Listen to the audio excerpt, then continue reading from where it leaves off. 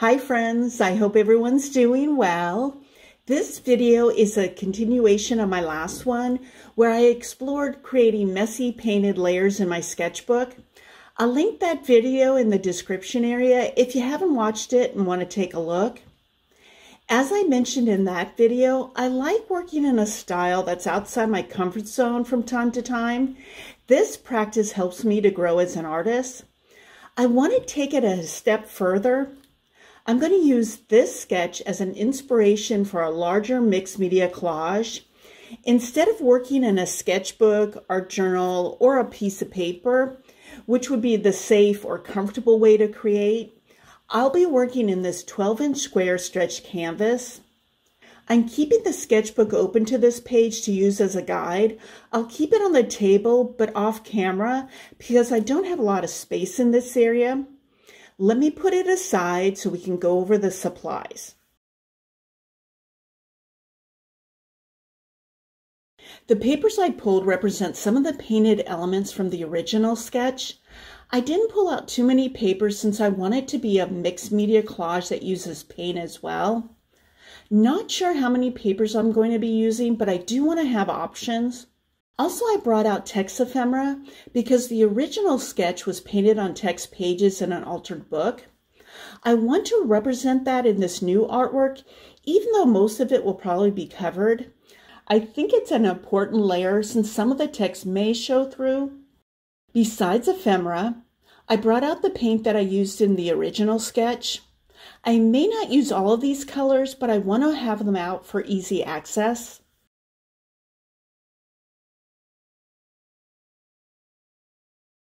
Let me move the paint out of the way and we'll discuss the other supplies. I'll be using Mod Podge to glue the paper to the substrate and this old brush to apply it. This is a 3/4 inch flat brush that I'll be using to apply most of the paint. This is the size 0 fine point brush that will be used to paint the black circles. And the brush handles to scrape away some of the paint. Scissors, of course, different sizes of gift cards to apply some of the paint, and my smoothing tool. So that's it. Let's get started. I'm starting by gluing the text pages to the substrate. I prefer to orient the pages either upside down or sideways, so if some of it is visible, it's not easy to read. I want the text to be seen as a collage element, not reading material. It's an added detail to tear sections of the pages to avoid too many straight edges. Again, this area will probably be covered up, but if not, it adds a nice detail. Also, I want to mention that having some sort of smoothing tool is very useful when collaging on top of a stretched canvas or wood panel for that matter. You want to make sure the paper is evenly glued to the substrate and to make sure to get out as many wrinkles as possible. I typically glue papers off camera to save time. Not sure why I didn't do it for this section of the video. Going forward, I'll be applying the Mod Podge to the back of the paper elements off camera to save time. As you can see, I'm speeding up the footage because it can be monotonous to watch. I'll add music while you watch me finish gluing the text paper. I'll come back at the end of this section.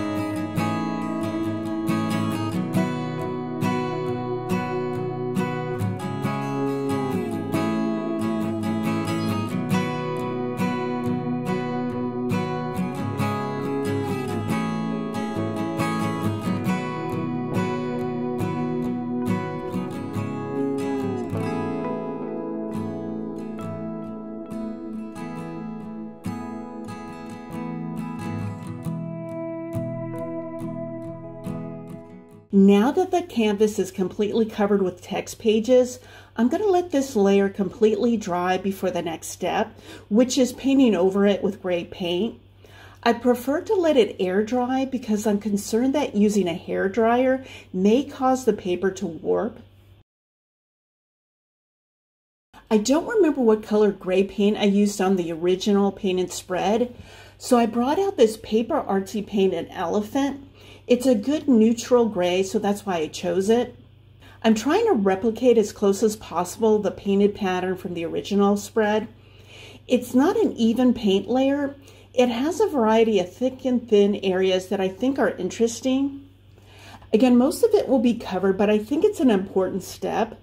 I keep mentioning this because artwork that has many layers has depth.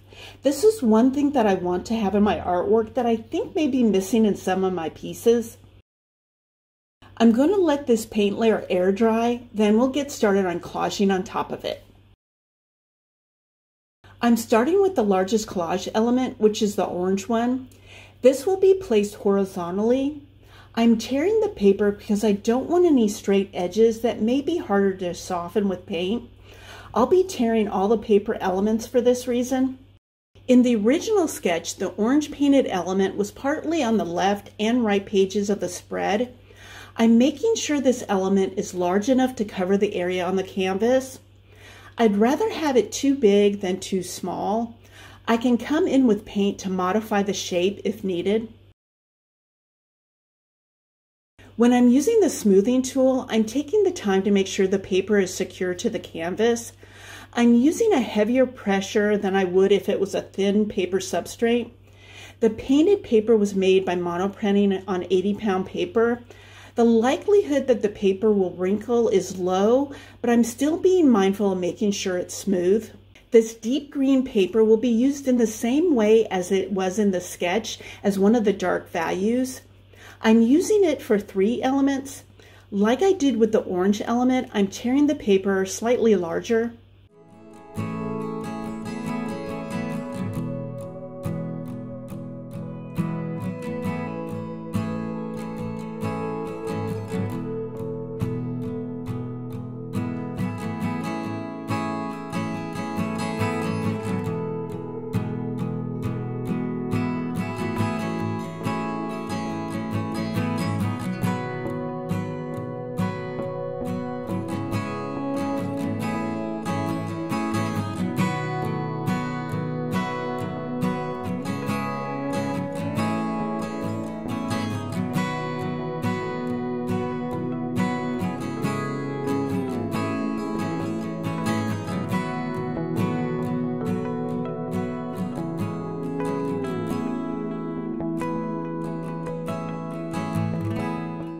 Continuing to add similar color elements to the ones in the sketch, I'll be using 2 elements of the medium green pattern paper, 1 element of a light green, and 1 more orange element, but it'll be smaller.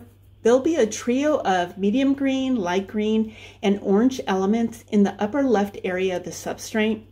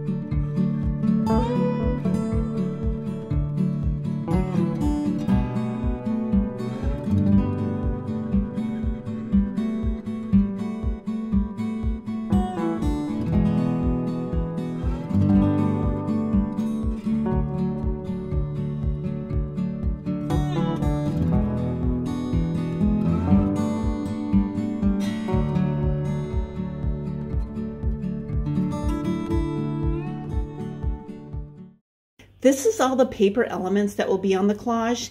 Next, we're moving on to adding the next layer of paint. I'm starting with painting 2 light yellow-orange blobs. I'm using the thin brush handle to scrape into the paint to make a pattern. I slightly overlap the paint onto the dark green paper element, so some of that paper will show along with the gray from the text layer.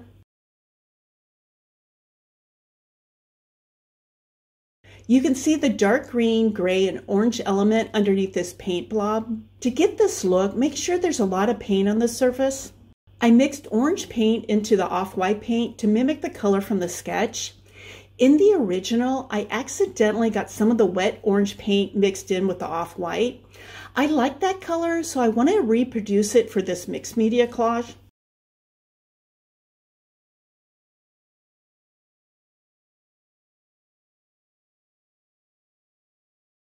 After applying a heavy amount of this paint, I came back into it to get a similar pattern as I did with the yellow-orange blobs. As I mentioned in the previous video, I like to use this technique sparingly as more of an accent than an all-over pattern. It'd be great as a pattern if that's what you want. For this artwork, I wanted to use it as an accent.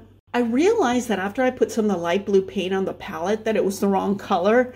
I actually used this light green blue in the sketch.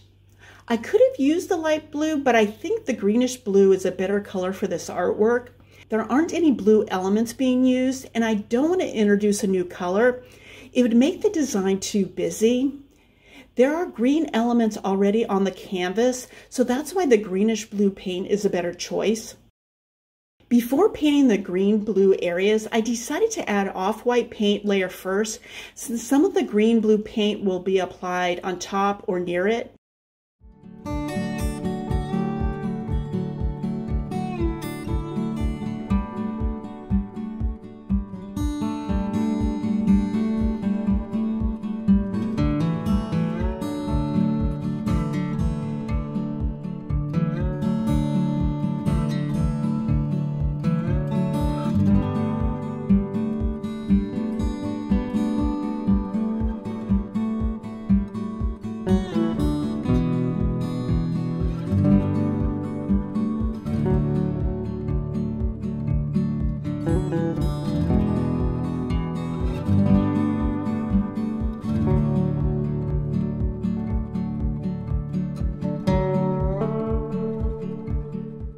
I went back over the green-blue painted areas a few times to get the right texture and shape. Also, you'll see that I went back over the off-white painted areas many times as well. I did this to try to get the right amount of opacity. In the sketch, I realized that the off-white paint wasn't opaque enough. By applying the off-white paint heavier, it made the design more cohesive. I wanted to make sure I did the same thing to this artwork. Also, you'll see that I'm using the paint to soften the edges of the paper elements. Blending the paper and paint elements together will also help with making the design cohesive.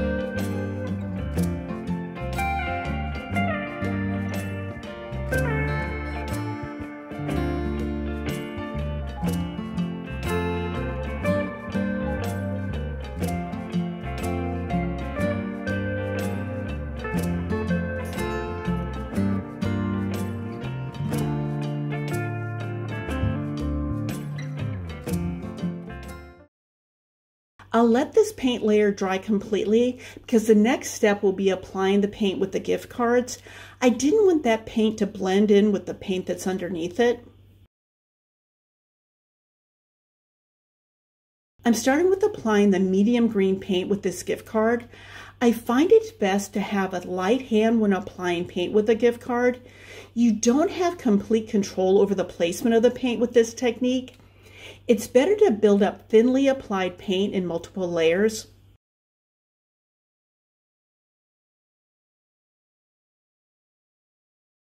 I love the transparent look that was achieved using this green swipe of color. You can see the paper and paint underneath it. Next, I'm mixing light green for the other swipe of color. I'm adding off-white to the medium green first. Then mixing in a bit of the light yellow-orange paint.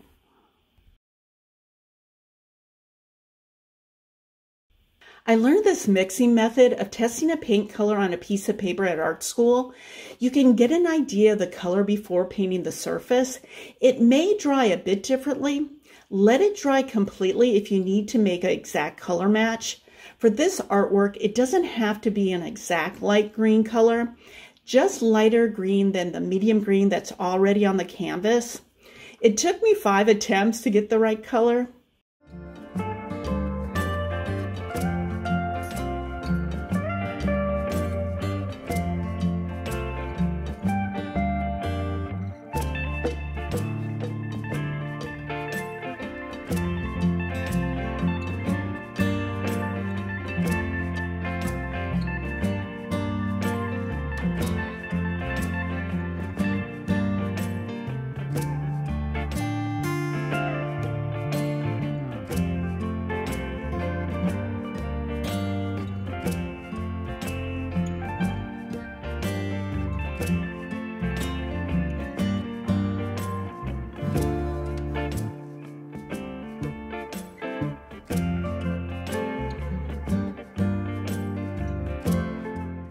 I'm going to repeat myself. I really like the transparent look of this color as well. Seeing the paint and paper underneath the swapsha color is a nice detail for this artwork.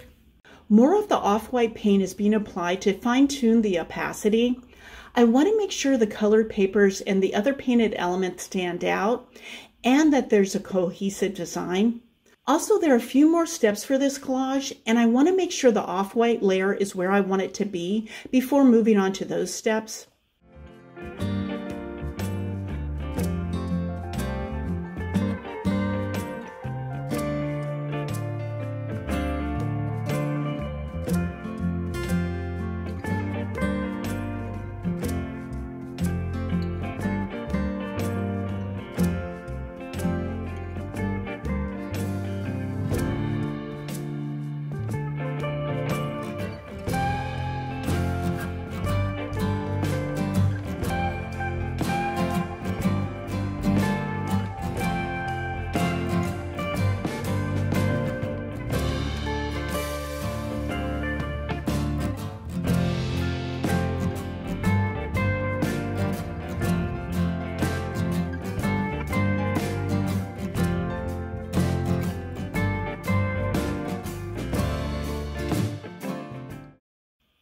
I let the off-white and green-blue paints dry completely before painting these circles. In the sketch, I did not let the paint dry, and some of the paint underneath one of the circles mixed with the black. I had to redo that circle and didn't want to do it for this artwork.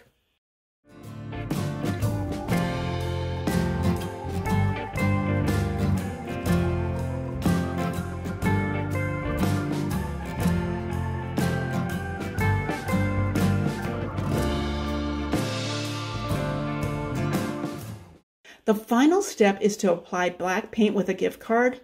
Not a large shape, but I did have a certain shape in mind, so it took a few swipes to get it right, and I switched to a smaller gift card to fine-tune the shape.